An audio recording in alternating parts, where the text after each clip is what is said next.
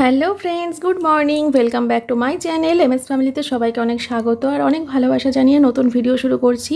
আজকে সকালবেলা ঘুম থেকে উঠেই আগে রান্নাবান্না কমপ্লিট করে নিয়েছি, কারণ জানি আজকে সুকন্যার নাচের ক্লাস আছে। কত দিন দেখিনি ওকে, সত্যি মানে যখন পড়াতে আসতো তখন ভাবিনি যে কবে কখন কিভাবে ওর প্রতি এত টান হয়ে গেছে। যেদিন থেকে পড়ানো ছেড়ে দিল সেদিন থেকে বসে আছি কবে ওর নাচের ক্লাসটা আসবে।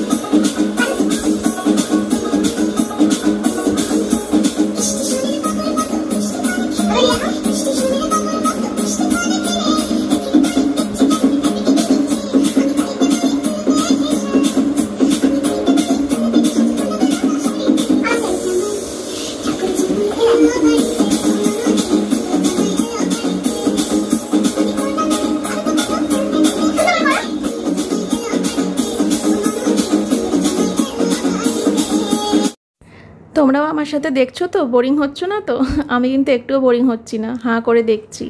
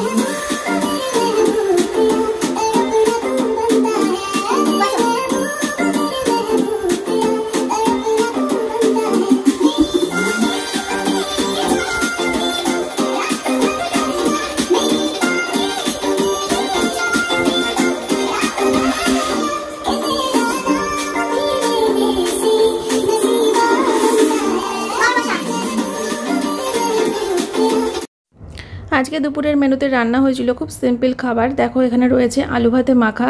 অনেক দিন পর আলু ভাতে মাখা করেছিলাম, শুকনো লঙ্কা ভেজে পেঁয়াজ ভেজে বেশ জমিয়ে আলু ভাতে মেখেছিলাম। দারুণ লাগে এটা, গরম ভাতে থাকলে আর কিচ্ছু লাগে না। বিশেষ করে এটা রাতে খেতে বেশি ভালো লাগে, রাতে আর সকালে, দুপুরে অতটা ভালো লাগে না। সাথে করেছিলাম কিন্তু ডিমের অমলেট আর মেয়ের জন্য একটা পোচ, আর তার সাথে করেছিলাম গরম গরম মুসুরির ডাল পেঁয়াজ দিয়ে। তো এই হচ্ছে আজকের সিম্পল মেনু। কার কার লোভ লাগছে খাবারটা দেখে অবশ্যই জানাবে। এটা ব্রেকফাস্ট আর ডিনারের জন্য পারফেক্ট। তবু আজকে লাঞ্চে খেয়ে নেবো, কোনো অসুবিধা নেই। আর বাইরে কিন্তু আজকে সারাদিন পোড়া রোদ্দুর। যাই হোক, তো আমি রেডি হয়ে গেছি। কোথায় যাচ্ছি সেটা তোমরা বুঝতে পারছো। আমি যাচ্ছি দোকানে। আজকে প্রচুর রিলস করার ব্যাপার রয়েছে। 2-3 দিন হলো, এর আগেও দোকানে গেছিলাম, শুধু মাল নিয়ে চলে এসেছি, রিলস করার টাইম পাইনি। কিন্তু আজকে করতেই হবে। দেখি কি দেখাই না দেখাই তোমাদেরকে। পুজোর শাড়ি কিছু দেখাবো, আর পুজোর শাড়ি দেখাবো আজকে। বেডশিট নাইটি এগুলো আর দেখাবো না, পুজোর শাড়ি দেখাবো। আর বিকেল করেই গাছে জলটা দিয়ে রাখছি, কারণ ফিরতে ফিরতে তার রাত্রেবেলা না আমি মনে রাখতে পারি না, ভুলে যাই। সে কারণে ভাবলাম যে একবারে দোকানে বেরোনোর আগে জলটা দিয়ে দিই। আর রোদ্দুরটা তো চলেই গেছে, দেখো ওপর দিক করে রোদ্দুর রয়েছে, কিন্তু গাছগুলোর গোড়ায় কিন্তু রোদ লাগছে না। তো ভাবলাম তাহলে এখন দিয়েই দিই। এমনিও আমি জানি আরও পরে দেওয়া উচিত ছিল, আরেকটু পরে, মানে বিকেল হয়ে এসেছে, কিন্তু রোদটা পুরোপুরি চলে গেলে, গাছটা ঠান্ডা হয়ে গেলে ঠিক ছিল। কিন্তু কি করব, এই যে ভাবলাম দিয়েই দিয়ে একটা কাজ, বড় কাজ হয়ে যাবে। আর খাওয়া দাওয়া করে তারপরে শুয়ে শুয়ে প্যাডম্যান মুভিটা কমপ্লিট করলাম। সেই 3 দিন আগে হাফ দেখে রেখেছিলাম, তারপরে আর বাকিটুকু দেখার সময় পাইনি। তো ভাবলাম যে ওইটুকু দেখে নিই, দুপুরবেলা অল্প সময় হাতে ছিল, তো দেখে নিয়ে তারপরে আর কি রেডি হলাম। আর এই যে গাছে জল দিয়ে আমার কমপ্লিট। কি ভাল লাগছে গাছগুলো, আর কি সুন্দর সুন্দর ফুল হচ্ছে। আর একটা দারুণ জিনিস হয়েছে, তোমাদেরকে আজকে দেখাবো না, আমি দেখি পরের ভিডিওতে যদি পারি কালকে দেখাবো, আজকে দেখাবো না। গাছের দারুণ একটা জিনিস দেখেছি। যাই হোক, এখানে দেখো আমি বেরোনোর আগে কিন্তু একবারে পুজোটাও দিয়ে দিলাম, কারণ না সন্ধেবেলা তো বাড়িতে থাকবো না, আমার দোকানেই থাকবো, তো সন্ধে দেওয়া হবে না আমার। তো তার জন্য বাইরে এখনও আলো আছে, বিকেল বিকেল থাকতেই পুজোটা দিয়ে দিলাম, ঠিক আছে। তো চলো, এখন এই প্রদীপটা আর ধূপকাঠিটা জ্বলবে, যেহেতু মা থাকবে। মা না থাকলে পরে আমি এগুলো নিভিয়ে দিয়ে বেরিয়ে যেতাম। কেননা কি বলো তো, আমি ওগুলো জ্বালিয়ে কখনো ধূপকাঠি জ্বালিয়ে রাখা অবস্থায় মেয়েকে বাড়িতে একা রেখে আমি কখনো বেরোই না, সমস্ত কিছু নিভিয়ে টিভিয়ে দিয়ে বেরোই, কারণ একটা ভয় লাগে, বোঝোই তো, বাচ্চা মানুষ।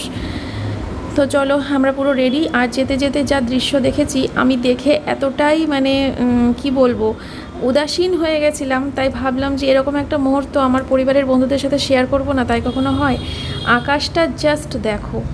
ফার্স্টে এখন সূর্যটা দেখে নাও, এরপরে তোমাদেরকে আকাশের একটা জায়গা দেখাবো।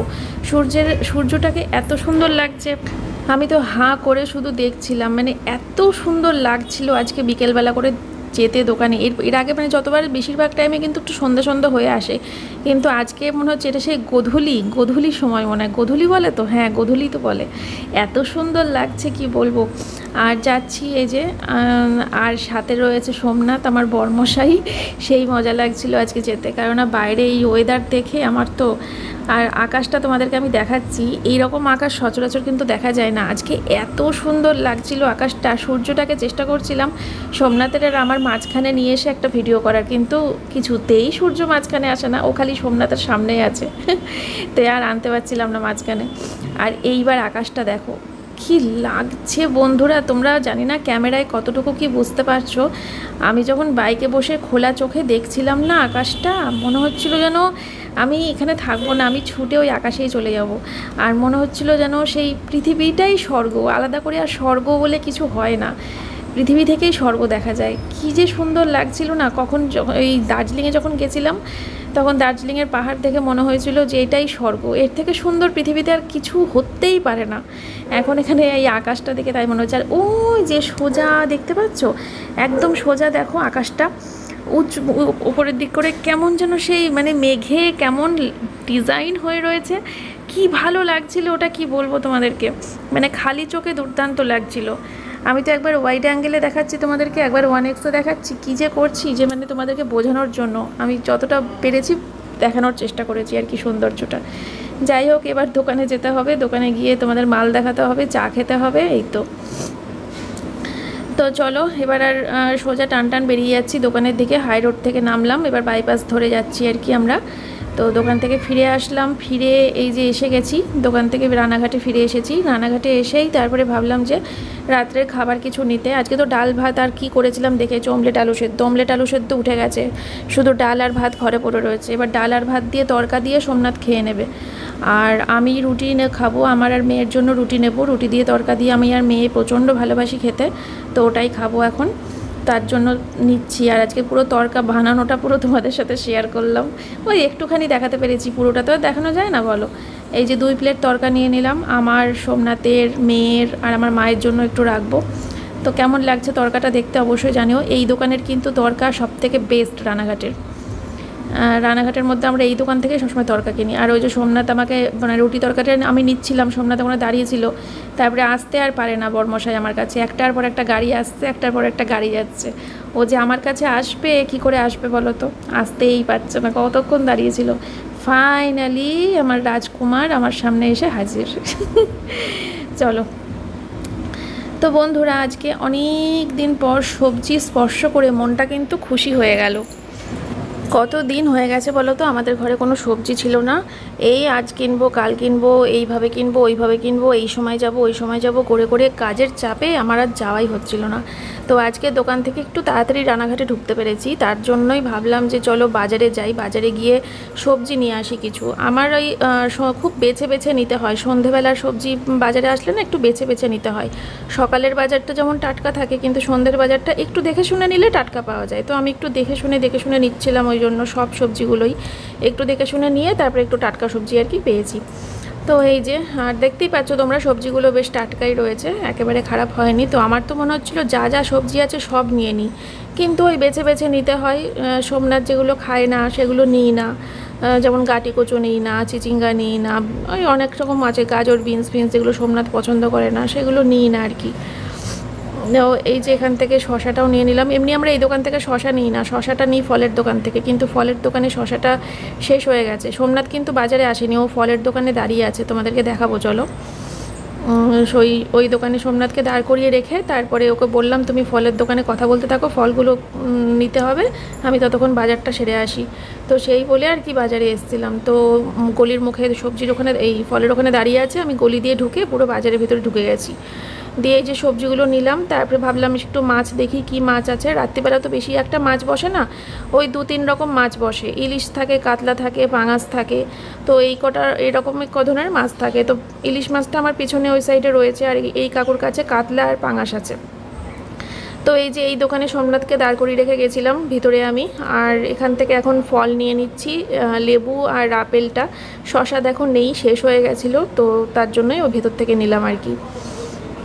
তো বাড়িতে চলে এসেছি, বাড়িতে এসে চেঞ্জ করে তারপরে দেখো আমার মেয়ে কি খুশি রুটি তরকা দেখে, ও খুব ভালোবাসে রুটি তরকা, বলছে আমি আজকে একাই ভাত খেয়ে নেবো, এমনি একাই রুটি খেয়ে নেবো তাই বলছে। আর মেয়ে আর আমি আজকে এক থালায় বেড়ে নিয়ে এক থালায় রুটি তরকা খেলাম আর কি। হ্যাঁ, তো সবজি নিয়ে আজকে আমার মনটা এত খুশি হয়ে গেল বন্ধুরা, বলে বোঝাতে পারবো না।